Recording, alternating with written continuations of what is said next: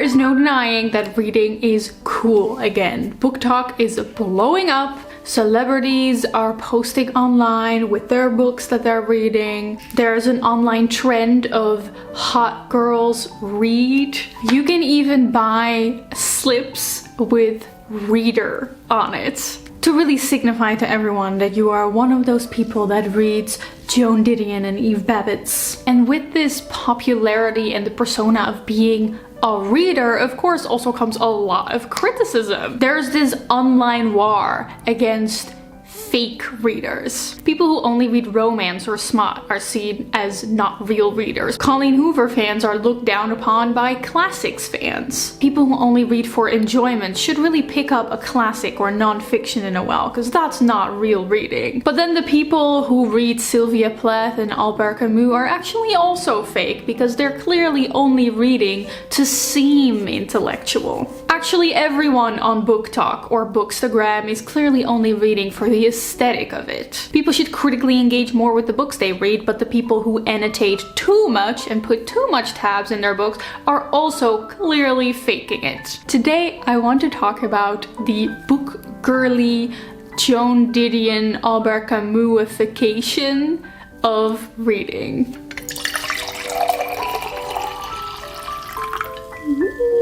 I made cold brew iced tea.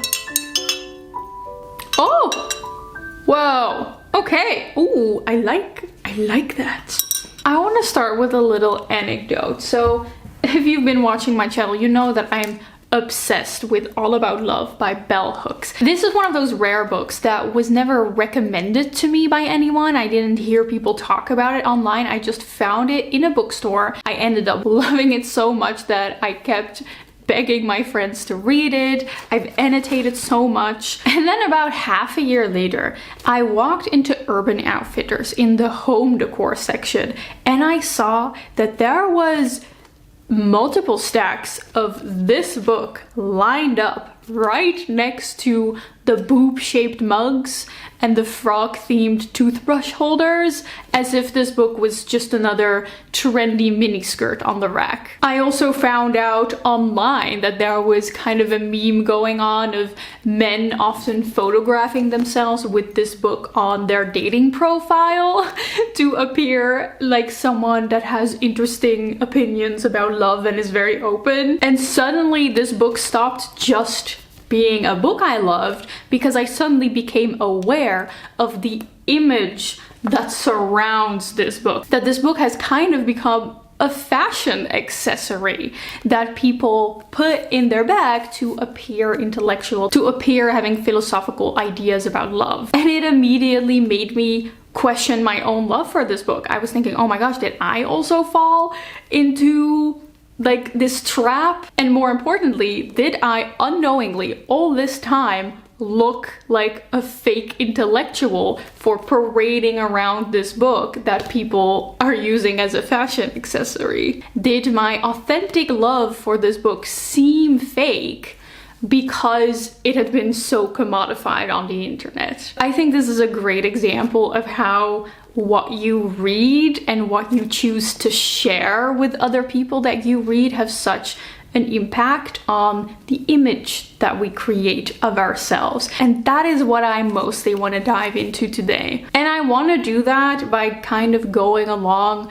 like 3 major bookish personas that I see on the internet. The book girly, the TikTok book girly persona, the sylvia-plath-joan-didion-Albert Camus intellectual reader, dark academia girly, and thirdly, the real authentic reader that really reads for real critical reasons. And of course, not everyone fits into one of these categories, but that is kind of the whole thing of internet personas, is that no one actually fits into these categories, but we present ourselves in certain ways and we box people into things.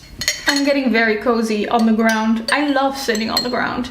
You know what's even better at making me cozy right now?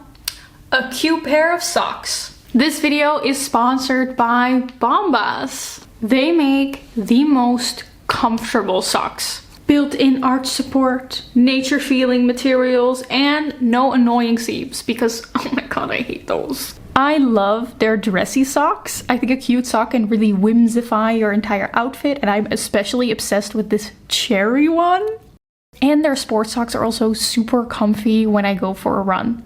They also make t-shirts, underwears, and slippers. And what I really like is that every time you purchase something from them, they donate one item to a homeless shelter. And in total, by buying from Bombas, they have donated over 150 million items to people who need them. And if you're like me and your house just magically makes socks disappear somehow, you can always get a free exchange or return. No matter the reason, there's a 100% happiness guarantee with Bombas. And they now offer international shipping, so I could get them all the way here in the Netherlands as well. Feel good and do good with Bombas, knowing that your purchase is going to do some real good. New customers will get 20% off their first purchase. Just go to bombas.com/thebookleo and use my code thebookleo to get 20% off. And thank you to Bombas for keeping my feet warm and sponsoring this video. Let's start with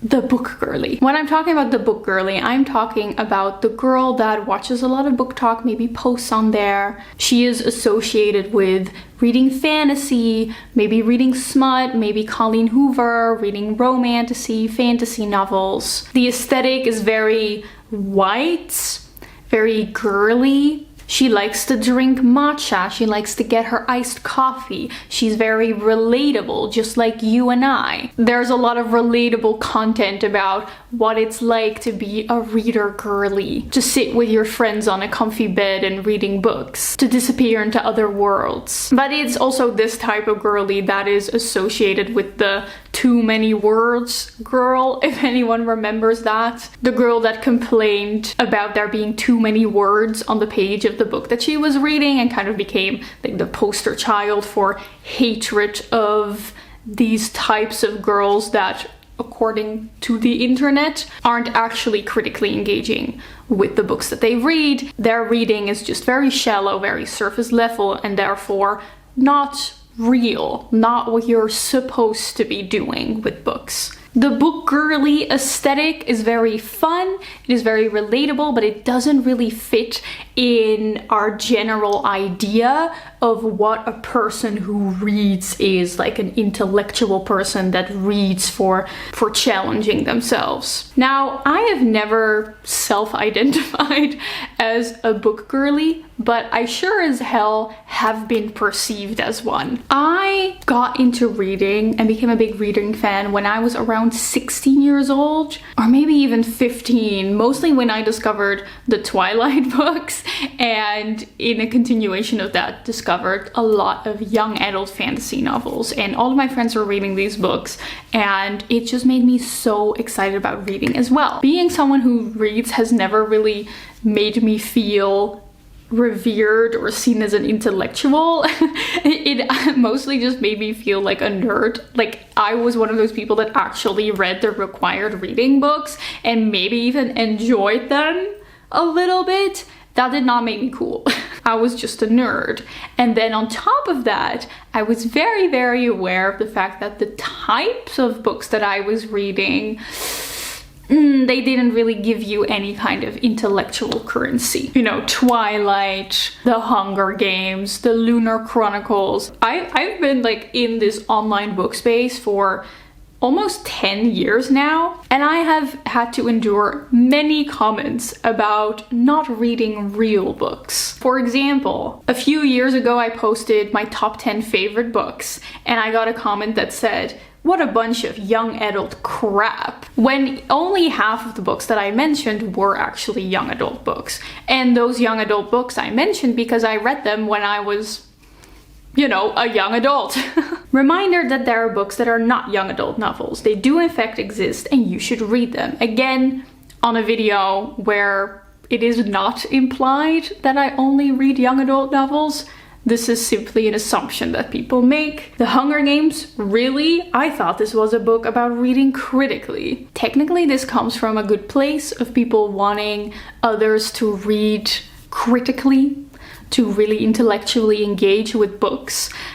But I very quickly realized that this is kind of a false intention and people really are coming at you in bad faith. Because I noticed that if you even read a few perceived sloppy books, then every other book that you read becomes discredited. I've had people in real life not take my book recommendations seriously because, you know, they were looking for like a real good book. I spent my early 20s in an environment where Dostoevsky and Mishima were the topic of conversation. Mentioning Eastern European authors, the more unknown the better, garnered a lot of exciting looks from people in the group. But if I talked about how my mind was blown by Piranesi by Susan Clarke, or how deeply Radio Silence by Alice Oseman impacted me, I could see people's eyes glaze over because they weren't familiar with those names, but there also clearly wasn't the assumption of, oh, it's an unknown author and I'm sure it's like really interesting and esoteric. I could see that these titles were mentally shelved as not very deep just because they were coming out of my mouth. And that made me really frustrated because I just wanted to talk about books and about stories that deeply touched me. I didn't want to constantly fight this battle for my experience of art to be taken seriously just because the art that I was consuming didn't fit this mold of something that's probably really intellectual. And in my early 20s, I very, very quickly realized that if I talked about reading The Outsider by Albert Camus, which I did, people would be very interested. And it clearly gave me a kind of I'm gonna keep calling it intellectual currency. But when I talked about how much I loved Bunny by Mona Awad, which I had extensively tabbed, there are so many themes that I could talk about in this book. The same thing didn't happen. And strictly speaking, if we're talking about books that made me critically engage with it, that made me want to annotate and underline, made me think about it months after, The Outsider has that a little bit, but Bunny has that way more. But talking about reading The Outsider would make me seem like someone who likes to critically engage with the book and annotate and underline way more than talking about Bunny.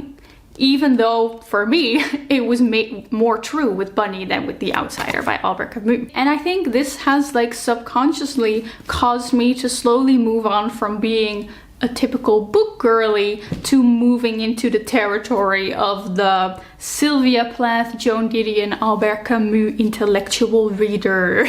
This bookish archetype likes to read Dostoevsky and Plath and Camus. She writes with a pencil in her notebook. She uses gray highlighters, has a bit of a darker aesthetic. Her clothing is a little bit more alternative than the relatable book girly. This intellectual girly, doesn't even need to be girly, this intellectual person probably frequents the vintage store a little more often. They look down on the people that like Colleen Hoover. They pride themselves on being critical readers. So when I was at university, I did at some point, probably because of this frustration that I felt with people not really taking my thoughts seriously and taking my interests seriously, I felt this need to, I'll admit it, appear more intellectual. Recently I read a really great essay by Rayne Quann about poser ethics that I'm going to be mentioning a lot in this video,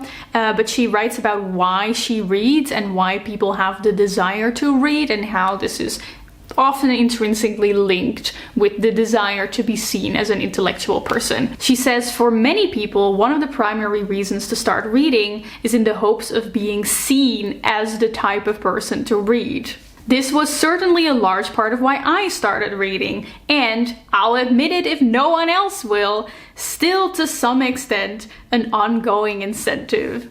I think Rayne Quann is an amazing essayist with super well thought out ideas, and even she admits that she started reading and maybe still reads a little bit to kind of fit into that mold of being an intellectual. And I actually think that it's a great thing to admit that about ourselves. There's a lot of people online trying to like weed out the fake readers, often pointing to influencers and celebrities posing with books just to seem like readers. But I think it's good to kind of interrogate ourselves and think, how much of that has influenced me?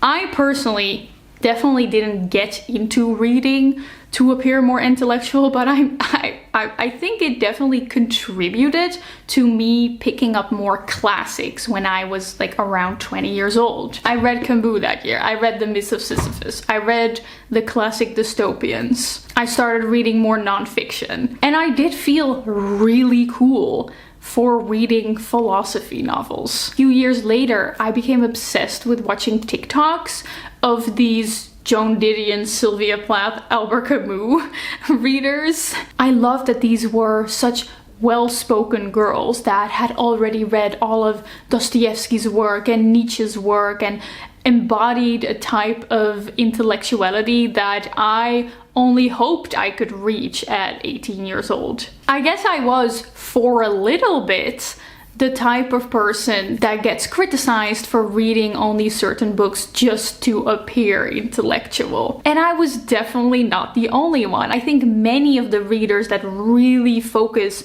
on these specific authors like Camus, Dostoevsky, Joan Didion, authors that have this reputation of being read by intellectuals, authors that if you associate yourself with them will create a more intelligent, deep image of yourself. I think a lot of people really honed in on those authors, were very motivated by the idea of seeming more intellectual, which again, I think especially for girls, makes a lot of sense. If you had so much experience with not being taken seriously, you kind of start clasping onto things that will very easily make other people take you more serious. Even if that in itself is technically maybe an ingenuine way to start reading books. And this is of course also what critics notice. And this brings us to the third, I guess, online book archetype,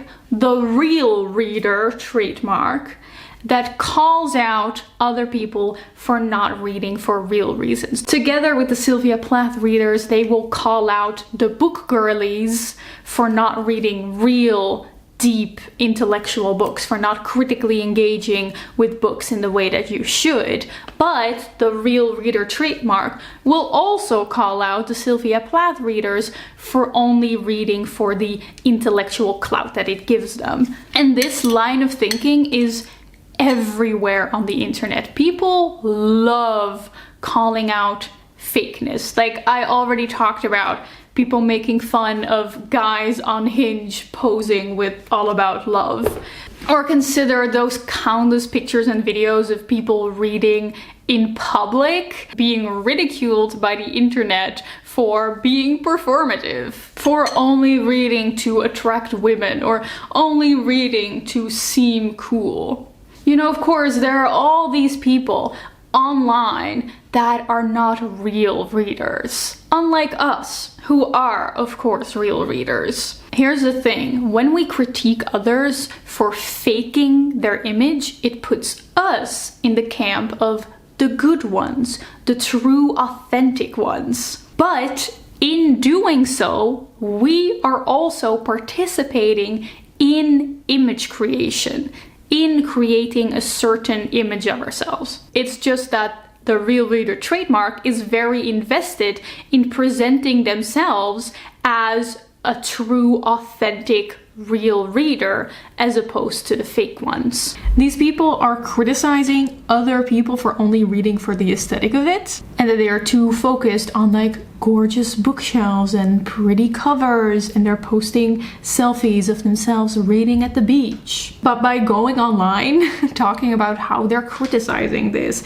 and publishing think pieces about this and writing about how much they value critical reading, they are also themselves participating in creating a reading aesthetic for themselves. They are also building a reader persona. The real authentic reader may think that they exist outside of this aesthetification of reading, but they're actually just as much part of it as the people that are posing with like a cigarette and a crumpled paperback of Camus. Except the pixels to their online image are not aesthetically pleasing photos, they are Colleen Hoover takedown videos. And this is not necessarily a bad thing. I mean, I tend to even agree with the opinion of these people. I just think that we need to be honest to ourselves, that we have to accept that most of us are actually at least slightly occupied with what other people are thinking of us, with creating an image of ourselves. And I think that once we accept that, we are more likely to realize that other people are not as shallow as we think that they are. That other people may have complex experiences just like we do.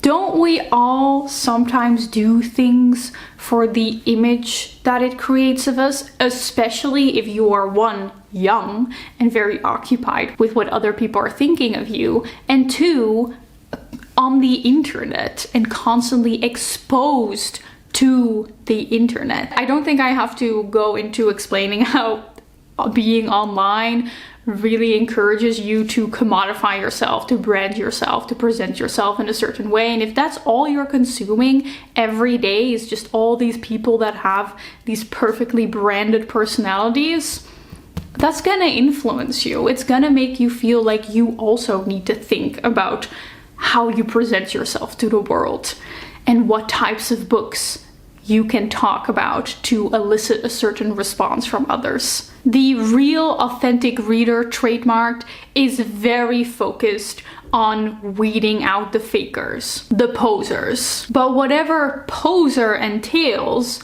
differs from person to person. I've seen it all. For some, it is all those that only read for entertainment. For others, it is everyone who reads genre fiction, anyone who reads mostly mainstream books. But it's also the people who seem to read too much, or who annotate too much, or they take photos of books that are just a little too aesthetically pleasing to reflect a real love for reading. And Rayne Quann very aptly describes this as poser ethics. It is the paradigm in which insincere, surface-level aesthetics are more immediately real than the idea of complex, deeply felt, earnest engagement. We see a guy reading in a windowsill with a coffee and assume immediately that he must only be doing it to appear cool. We see someone overly annotating her books and assume that it must just be performative. We are living in a world in which all action is perceived primarily as insincere, where it becomes inconceivable that someone could earnestly enjoy reading a book by their window with a cup of coffee. The critic lost in the world of poser ethics mistakenly believes that something being performative prevents it from being real and loses access in the process to a great deal of reality. Here's what is missing in all those takedowns, all that weeding out of the fakers. When I was in my short era of mostly reading books and reading philosophy because I knew it would get me be taken more seriously than if I continued to read more Marissa Meyer, is that I genuinely enjoyed those books that I read. I had a genuine interest in philosophy that I still have to this day. 1984 and Brave New World and A Clockwork Orange are all books that I really liked. Maybe my motivations were a little bit ingenuine. I do think that they were very human and also common. This is another quote by Rayne Quann in her essay on poser ethics. I think that the difference between authentically performed identity and an inauthentically performed identity is blurry at the best of times, and being a bit of a poser is usually the first step to becoming the real deal. So basically what I'm proposing is this video is a more generous way of looking at the world, where we're not constantly assuming that everything is just fake. Because like Rayne Quann said in Poser Ethics, just because it is performative doesn't mean that it is not real. Sometimes a performance is an exaggeration of a real feeling, a kind of desperate shouting at the world. I think it's possible for us to learn to appreciate this. I recently read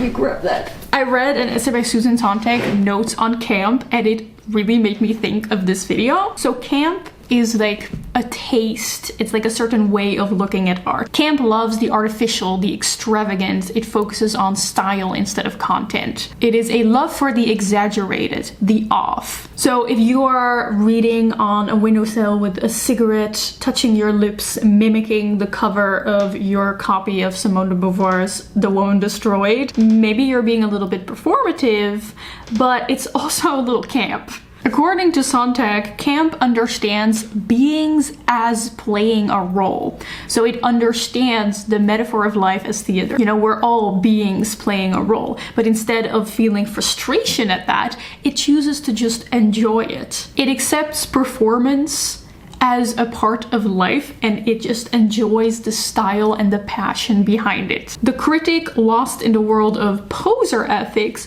would hate that guy reading on the windowsill. You are not a vibe, bro. But if you look at the world with a camp sensibility, I wonder if you might say, yes, that person reading on the windowsill with his coffee is kind of playing a role, but they're also excelling at that role. They're kind of slaying at it. They are a vibe, bro. Camp is generous. It wants to enjoy. Camp taste is a kind of love for human nature. It relishes rather than judges the little triumphs and awkward intensities of character. I think you can point this lens towards the performative readers on the internet, or just even life in general. Instead of trying to weed out the fakers and seeing yourself as like the paragon of authenticity, you accept that we are all at least partially playing a role on the internet and in real life, and you just enjoy the show. Let's go back to the example that I gave at the start of this video with All About Love. This is a genuinely well thought out, in-depth book that challenges a lot of the ways that we think about love in our society. Because of that, some people started reading it to appear like someone who has thought-provoking ideas about love. And the book has now become commodified so far that you can buy it in the home decor section of Urban Outfitters as if it is literally a fashion accessory. And now you kind of look like a poser if you read this. But that doesn't change the fact that this book, at its core, is still a deeply challenging novel. And I think a kind of similar thing has happened to Camus and Dostoevsky and Joan Didion and Eve Babbitt's, where these genuinely highly esteemed authors are so used for their intellectual currency that anything associated with them starts to seem fake now. It is as if everything that is deemed intellectual and high status eventually starts to appear fake to us.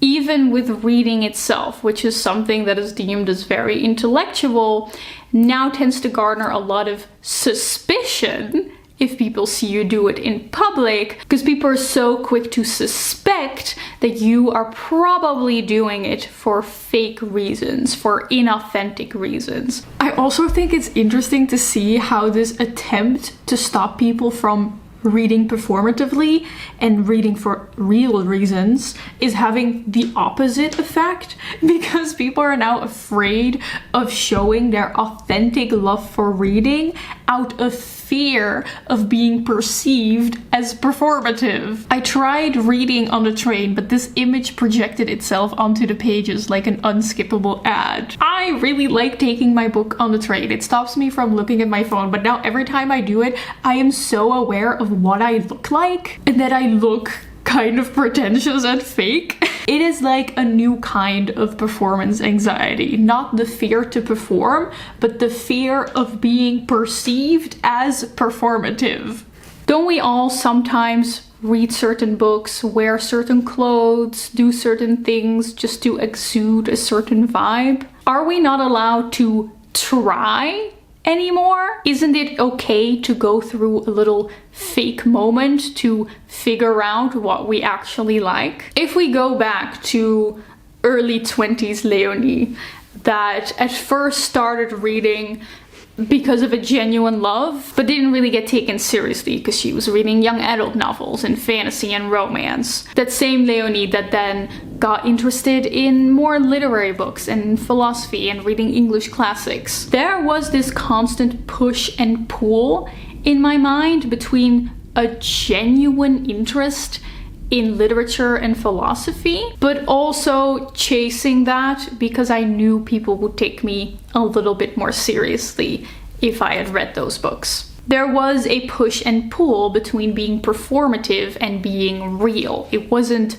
one or the other. I enjoyed reading The Myth of Sisyphus, and I enjoyed being someone who had read The Myth of Sisyphus. And this push and pull goes way beyond books. I think we constantly live in the conflict between doing what we authentically enjoy and what authentically enjoying that thing signals to the world around us. Between wanting to follow our heart's desires and being influenced by what other people think of us. Like listening to the Beatles because it's cool and not associating with One Direction.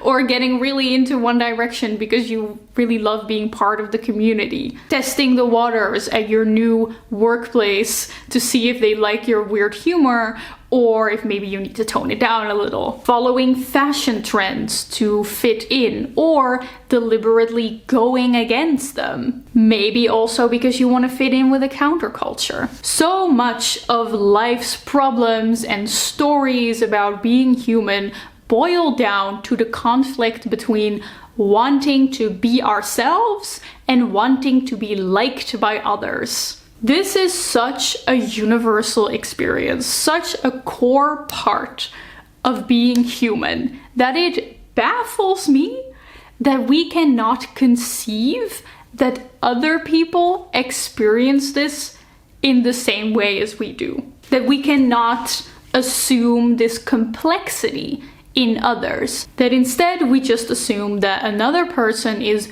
completely faking something, completely doing something for the wrong reasons. I remember about a month ago, I was having breakfast at this cute little outside breakfast place, and there was a guy sitting there alone, and he had this wool jacket and a mustache and these tortoiseshell glasses, and he was sitting there alone, and he was reading this tiny little paperback of some kind of Roman philosopher, and I just knew, oh my gosh, that guy must be enjoying himself so much right now. He must think he looks so cool right now. But you know, also good for him. Maybe he was probably also just really enjoying his book. I don't know, I haven't spoken to him. Maybe that girl annotating her book genuinely loves engaging with the book in such a hands-on way,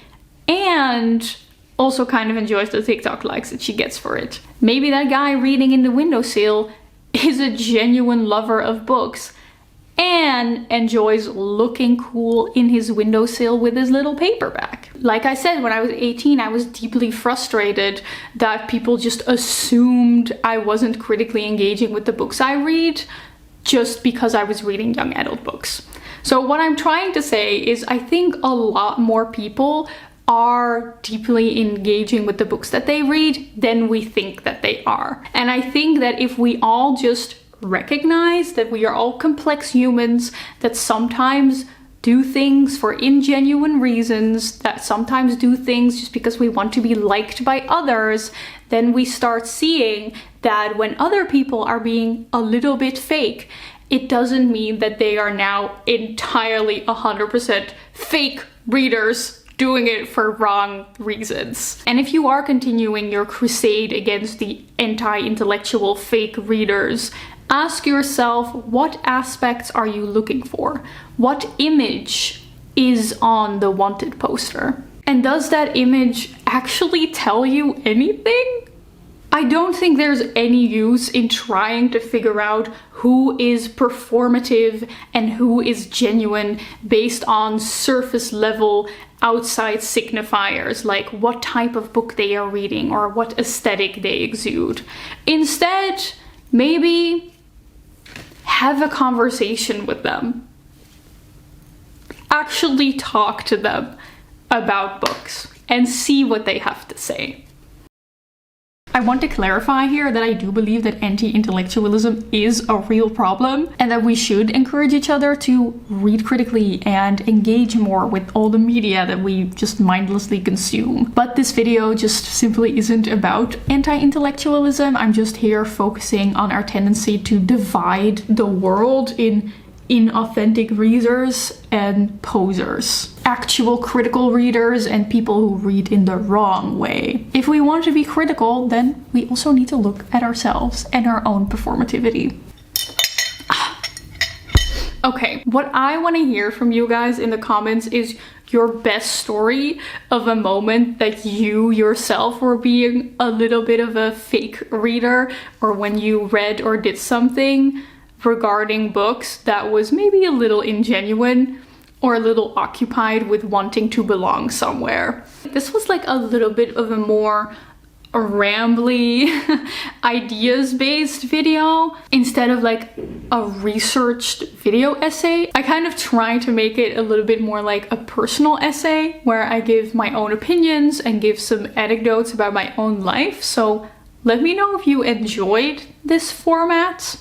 Also, I think by the time this video has gone up, I've been on a 3-week break. This video was pre-filmed, so I just want to say I needed like a month-long break from YouTube video creating, but I will be back in about 2 weeks with another video, so don't worry. I think in my next reading wrap-up, I'll do like a little life update, a little catching up, a little chit-chatty thingy.